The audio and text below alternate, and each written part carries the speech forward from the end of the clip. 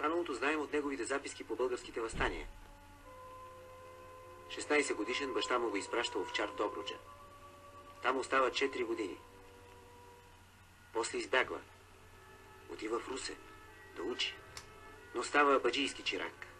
В читалище Зора му попадат вестник Свобода и вестник Независимост. Открива книгите на Каравелов. Сприятелява се с Никола Обретенов. През март 1872 година става случайен свидетел на самоубийството на Ангел Кънчев. Гибелта на човека, когато Левски готвеше за свой пръв помощник и заместник, прави потресаващо впечатление на бъдещия революционер. Приятелите му от читалището Никола Обретенов, Георги Икономов, Тома Карджиев и Ради Иванов го посвещават в делата на Русенския таен революционен комитет. Къщата на баба Тонка, свърталище на много български революционери, отваря вратите си и за младия Захари. 3 години по-късно, като служител в Хиршовата железница, Захари Стоянов с фуражката изпраща тази снимка.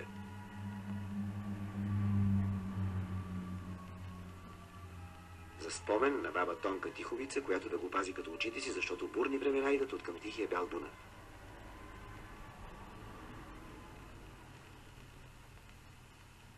В 1875 година Захари Стоянов се среща с Стефан Стамболов. Помага му в подготовката на Старозагорското въстание.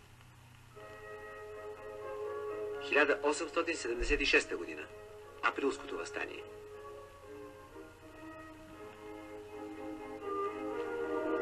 Захари Стоянов е един от неговите апостоли, помощник на Бенковски. Преминал през 8 затвора, той остава един от малкото живи участници във въстанието. Знаменита е тая епоха от българския живот. Лазе на оногова съвременник, който може да я възпроизведе във всичкото й величие. След освобождението 4 оцелели апостоли: Никола Обретенов, Захари Стоянов, Стоян Заимов, Стефан Стамболов. Какво ще правят те в освободена България? Захари Стоянов живее в Русе. Работи като писар, после става секретар и следовател в съда. В края на 1880 година публикува първия си фейлетон "Знаеш ли ти кои сме?", с който продължава поредицата от фейлетони на Каравелов и Ботев под същото заглавие и с техния псевдоним. Този път обаче срещу политическите нрави в свободна България. Заедно с група съмишленици започва издаването на вестник "Работник", насочен срещу консерваторите и чорбаджиите, защита на Търновската конституция. Тук публикува статията си "Имената на българските въстаници, които са посегнали сами на живота си". Едно преклонение пред подвига на мъчениците за свободата, което занапред ще бъде основна тема в цялото му творчество. По-късно Вазов ще признае, че тази статия го е потикнала да напише "Епопея на забравените". Захари Стоянов все така често посещава къщата на баба Тонка. Дъщеря й, Анастасия Обретенова. Тя току-що се е завърнала от Москва, където е завършила образованието си.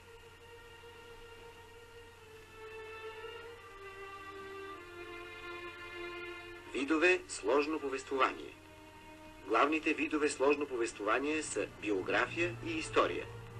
Летописът е първоначалната форма на историята. Историческите записки се появяват обикновено след летописа. Имала ли е влияние Анастасия върху творчеството на Захари Стоянов? По този въпрос изследователите на живота му са на различни мнения. В началото на 1882 година те се венчават. Между това в политическия живот на княжество България настъпват промени. Княз Александър Батенберг отменя Търновската конституция и се опитва да установи диктатура. Демократичната общественост реагира остро. Захари Стоянов издава брошурата "Искендер бей". В нея злъчно усмива диктаторските стремежи на княза. Веднага след излизането на брошурата той е уволнен и емигрира в Пловдив, столицата на източна Румелия. Това, което занимава буржуазните партии тук, е борбата за власт. Революционните идеали са обезценени. У Захари Стоянов назрява идеята за записките по българските въстания. Но първо издава биографията на Васил Левски. Книгата има голям успех.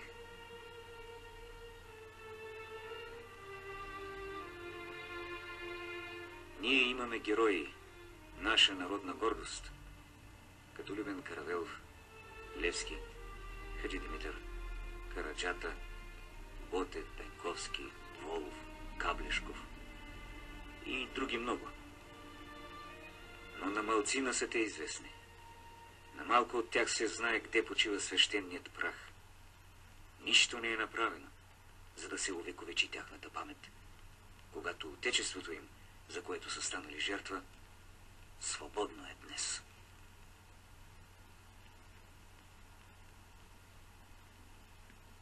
Аз имам готова книга за печат по българските въстания, но за да я издам на бял свят, нямам средства. Много врати похлопах, за да ми се отпусне по някоя сума. На едно място ме питаха имам ли диплома, на друго на коя партия принадлежа, на трето искаха да ме цензуруват ръкописа. Признавам, че до много събития се коснах твърде повърхностно. Множество факти останаха непояснени и неизследвани. Опитах се да си доставя нужните сведения чрез приятели и познайници, но и тук ударих на камък.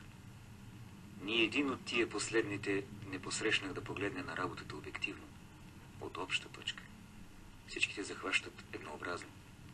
Когато аз получих известие, когато пламна в гърдите ми народната искра и прочее. За едно аз, повечето наши хора, въстаници, са готови да скрият и претълкуват най-важните факти. Най-после към вас, братя прости сиромаси, се обръщам. За вас съм се трудил да напиша настоящата книга. Може би след време, когато оборе ще стане известно, да полюбопитства някой по-даровит изследовател, който ще опише това свещено място с подобаващите му подробности. А сега нека читателите се задоволят и с моите скромни сведения. Освен много познатите вече на читателите апостоли Георги Бенковски и Панайот Волов, тук беше пристигнал и Георги Икономов. После апостолите идеха депутатите на около 60 села на 4-ти окръг. Аз ще дам на някой от тях имената, защото се лаская да вярвам, че историята ще да приеме, ако не всичките, то поне една незначителна част от тях. Тия депутати, избрани и назначени по кюшетата и плевниците, аз ги обожавам 100 пъти повече, отколкото днешните белоръкавични депутати, които, докато се изберат, продават и майка и баща, и чест и съвест. Моите оборишки депутати са ангели, най-честните, идеални личности между народа. Единствените възнаграждения, искам да кажа, прогонни и дневни пари, на които бяха грозната бесилка и заптийски къмшик. Започна се денят 20 април, вторник, 3 дена преди Георгиовден. Но стигаме толкова. Наближава време да припукат пушките, да зазвънят камбаните, да се развият байраците. Да за това трябва да свърша. В началото на 1884 година книгата от печат с посвещение на Любен Каравелов. До излизането на втори том, читателите трябва да почакат няколко години. Захари Стоянов отново е апостол на националната идея. Начало на тайния Централен революционен комитет в Пловдив организира движението за съединение на Източна Румелия с княжеството.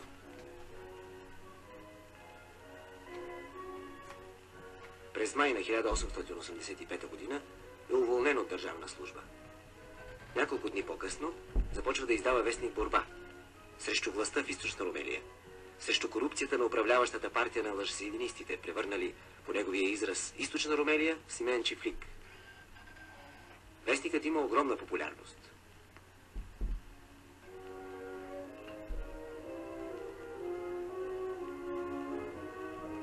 Из едно писмо до редакцията. Бай Захари, ти си вече вестникар. Бориш се за човешки права. Малко се е минало от как загърмя честното ти патриотическо перо, но успехът ти байно е чуден. Ти изпълни хиляди сърца с въодушевление и огън. Малките направи големи, слабите силни, притеснените бодри, честните смели.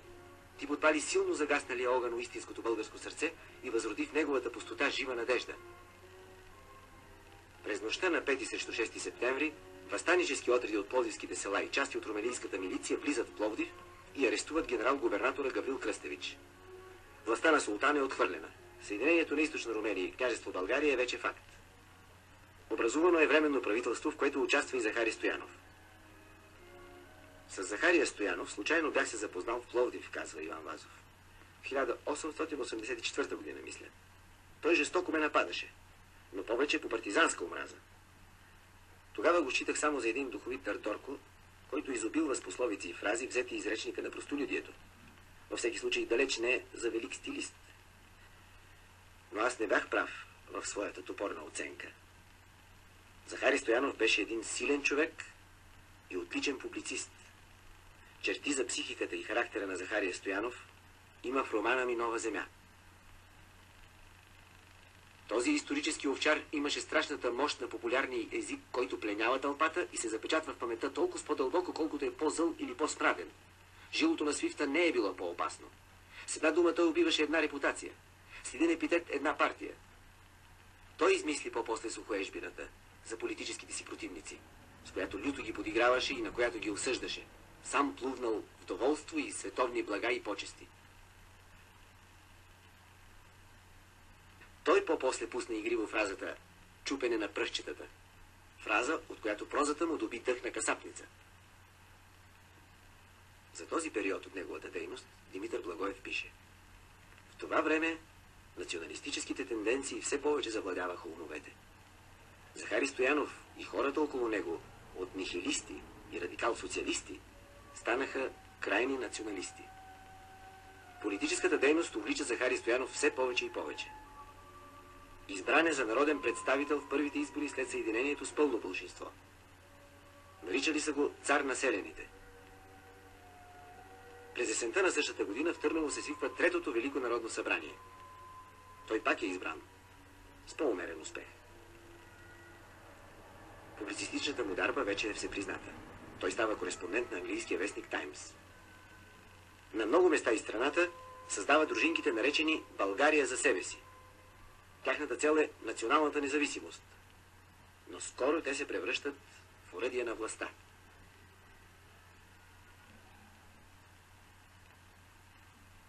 В Русе Захари Стоянов е по време на най-драматичните събития в историята на младата българска държава.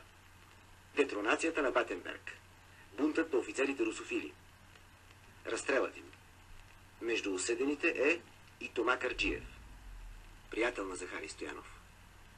Един от онези, които тук в Русе го въведоха в революционното движение. В удушаването на бунта дейно участва и русенската дружинка «България за себе си», чийто ръководител е Захари Стоянов.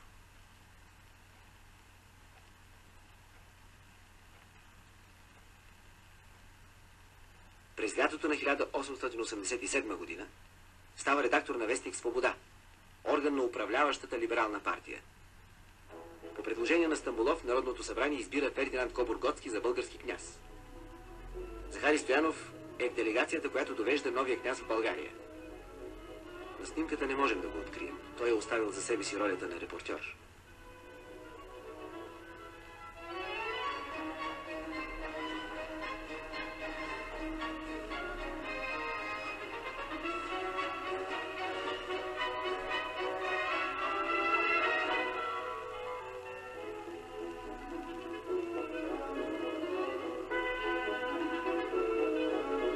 Русенското градско общинско управление има чест да ви покани, господин Захари Стоянов, да присъствате на банкета, който ще се даде в чест на негово царско височество Фердинанд, княз на България.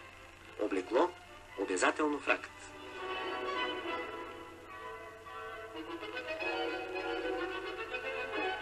До господа окръжните управители и околийските началници в княжеството.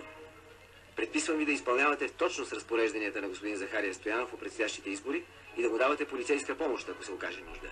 Министър на вътрешните дела Стефан Стамболов. Стенографските дневници на Народното събрание отразяват бурните дискусии по повод намесата на полицията в изборите и погазването на законите. А правителственият вестник «Свобода» публикува телеграми за изборната победа. Изборите наши.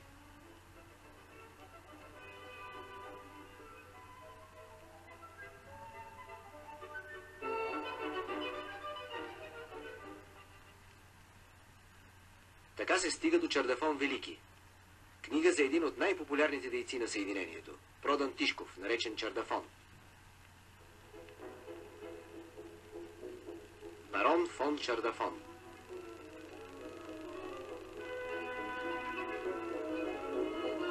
Но в тази книга Захари Стоянов поощрява и разюзданата разправа с идейните противници и политическата корупция. Веднага след излизането на книгата Димитър Благоев пише: в царството на чардафоните само чардафоните струват, а всички други са нищо. Само онова е вярно, истинско и справедливо, що те казват. Чардафоните съставят онази невежествено самолюбива тълпа, която нищо друго няма на душата си, освен едно – да лови риба в мътната вода.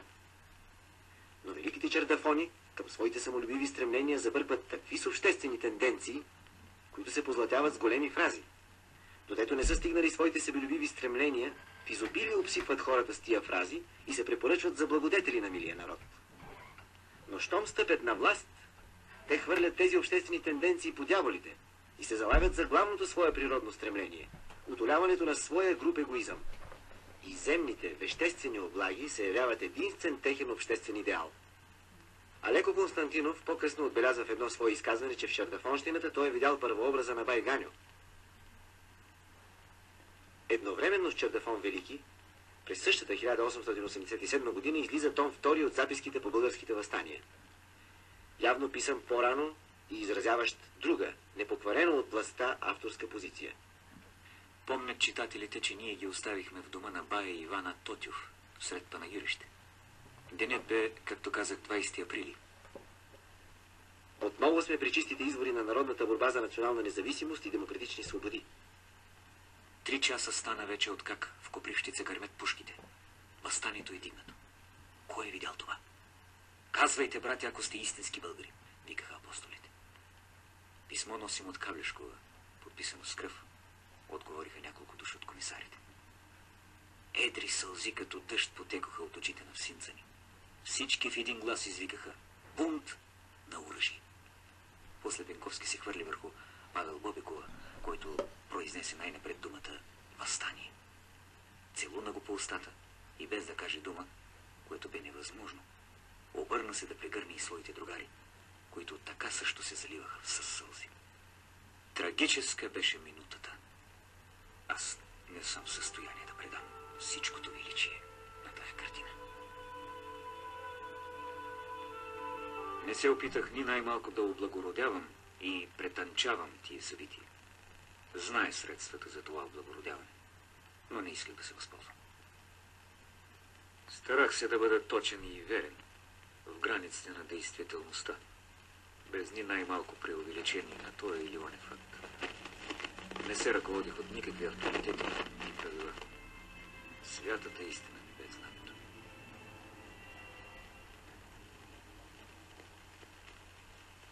Дария на негово царско височество княз. Уважаеми господине, царско височество натовари с приятната длъжност да ви благодаря от негово имената от вас книга «Българските въстания», която му изпратихте преди няколко дена. Негово царско височество е щастлив, като вижда, че вие, уважаеми господине, са грижи да въздигнете. Същата година коронованият почитател на Захари Стоянов го прави председател на Народното събрание.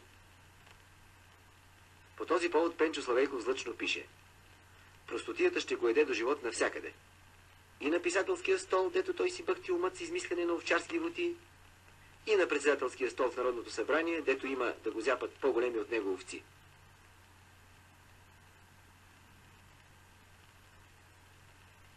Още когато започва да събира материали за революционните борби, Захари Стоянов има намерение да напише биография на Ботев. Но издава книгата си едва през 1888 година. В предговора авторът заявява: ние може да грешим на много места, но с това ни най-малко не предрешаваме всемогъщия глас на историята.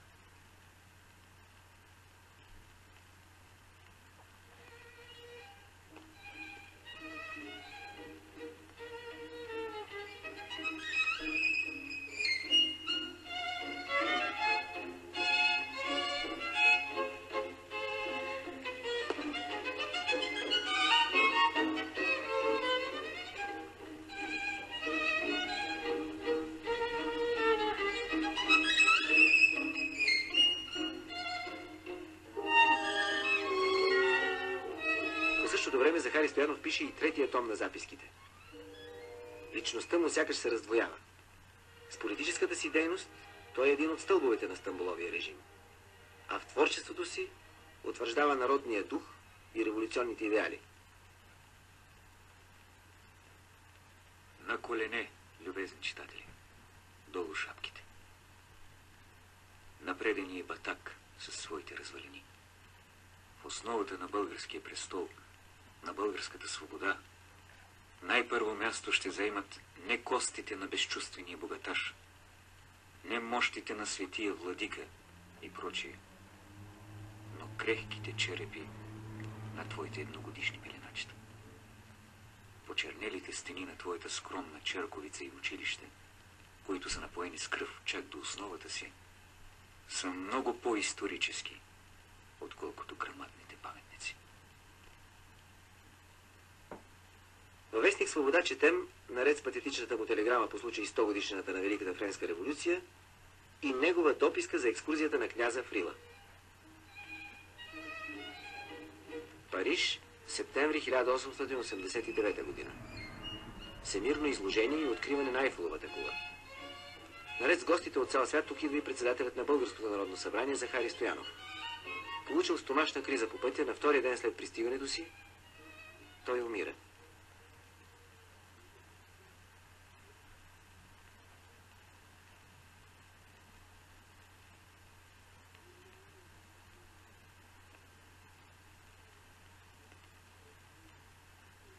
Третият том на записките излиза след смъртта му, издаден от Анастасия Стоянова, неговата съпруга.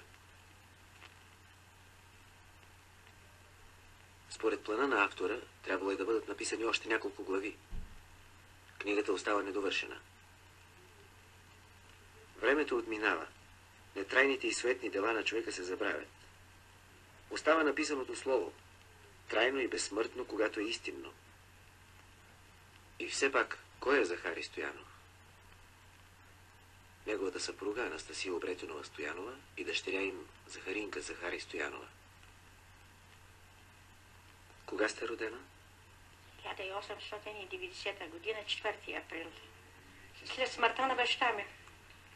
Не съм чувала от майка ми, от войчо ми. Так се е учил. В самолки бил. Да. Откри.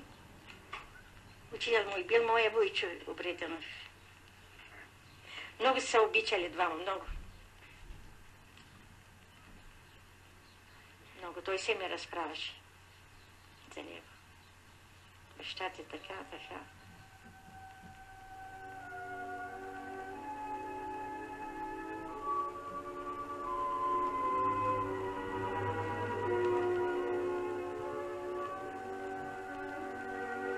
Сведения за Захари Стоянов от Никола Обретенов. Подробности по дейността на Захари Стоянов по съединението може да вземете от неговия приятел господин Иван Антонов, живущ в Пловдив. Кой е Захари Стоянов? Още неговите съвременници разбраха в какво е величието на този автор. Почитателите на господин Захари Стоянов, вярваме, много ще се зарадват от появяването на записките, които доказват, че той не се е съвсем забатачил в това вестникарство, на което го виждаме да служи тъй ревностно в страниците на вестник Свобода. Ще се зарадват, защото те не са могли да не скърбят, като четат какви неприлични и зевзешки статии той пише в Свобода, за да ухапе того силно гост, да извади някому прекор, да унизи някого, да насъска срещу него правителството, да откаже значението на законите и да въздигне произвола на министрите. Увлечен от хубавата идея запазването независимостта на България, господин Захари Стоянов написал отначало прекрасни статии, но отпосле той толкова се вдаде в лични разправи и омрази, защото без да се сети и без да ще, стана ратник на тиранията. Но да се върнем върху книгата на господин Захари Стоянов. С ревност и старание на човек, който е участвал в описваните събития, който е теглил и страдал, който цял е бил вдаден в идеята за освобождението на България, господин Захари Стоянов е употребил тежък труд за описване на Априлското въстание с най-тънките му подробности. Целият втори том е написан от господин Стоянов прекрасно, със свойствената му дарба, която му създаде име в българското общество. Кой е Захари Стоянов? На този въпрос в началото на 20-те години Александър Балабанов отговори: един класик на българската проза. Огромното литературно наследство на Захари Стоянов отдавна привлича изследователите с широкия обхват на политическия ни и социален живот, с ярките образи, с колоритния си стил и енергичен език, със страстното присъствие на авторовата личност. Върхът на това дело е блестящото произведение на мемуарната ни проза, книгата на живота му, записките по българските въстания. В старото русенско гробище, превърнато сега в парк, са останали само няколко гроба. На баба Тонка, на Стефан Караджа, на Любен Каравелов и Никола Обретенов. Между тях се издига един странен мавзолей паметник. Тук е гробът на Захари Стоянов.